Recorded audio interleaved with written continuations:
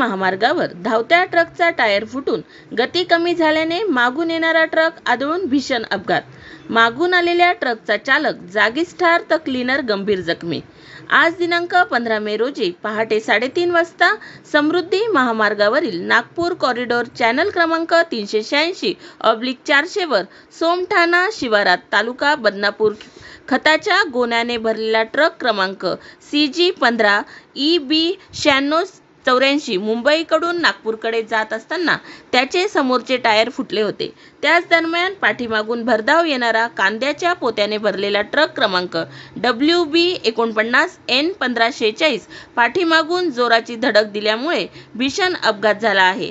त्यामध्ये पाठीमागील ट्रकचा चालक श्रीकांत लाल सरदार वय 41 राहणार माडा बोधी रैना जिल्हा बुरुडवान पश्चिम बंगाल हा जागीच ठार झाला आहे। तसेच त्याच्या सोबतचा क्लीनर चंदू सरदार वय 30 हा गंभीर जखमी झाला आहे।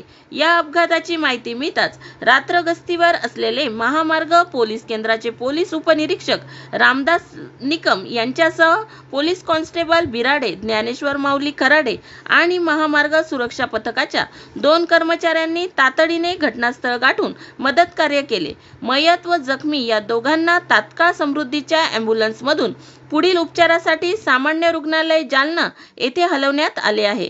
घटनास्थळी दोन्ही अपघातग्रस्त ट्रक आणि त्यातून खाली पडलेल्या खताच्या गोण्या आणि कांद्याच्या पोत्यांना एका बाजूला करून महामार्ग पोलिसांनी वाहतूक धीम्या गतीने सुरळीतपणे सुरू केली आहे। द हिंद न्यूजसाठी शेख नजीर, बदनापूर, जालना।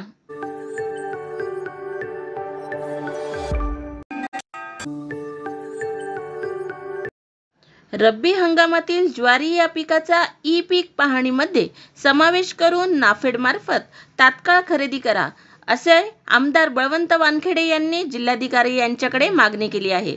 अमरावती जिल्ह्यात यंदाच्या रब्बी हंगामात बहुतांश शेतकऱ्यांनी ज्वारी या पिकांची पेरणी केली होती।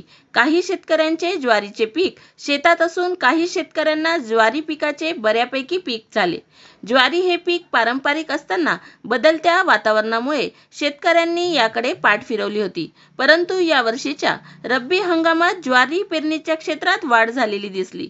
ज्या शेतकऱ्यांकडे सिंचनाची सोय आहे त्यांनी मोठ्या प्रमाणात ज्वारीचा पेरा केला, परंतु ज्वारी या पिकाचा समावेश ई-पीक पाहणीमध्ये नसल्याने ज्या शेतकऱ्यांनी ज्वारी या पिकाचे उत्पादन घेतले आहे असे शेतकरी शासनाच्या विविध लाभापासून वंचित आहे।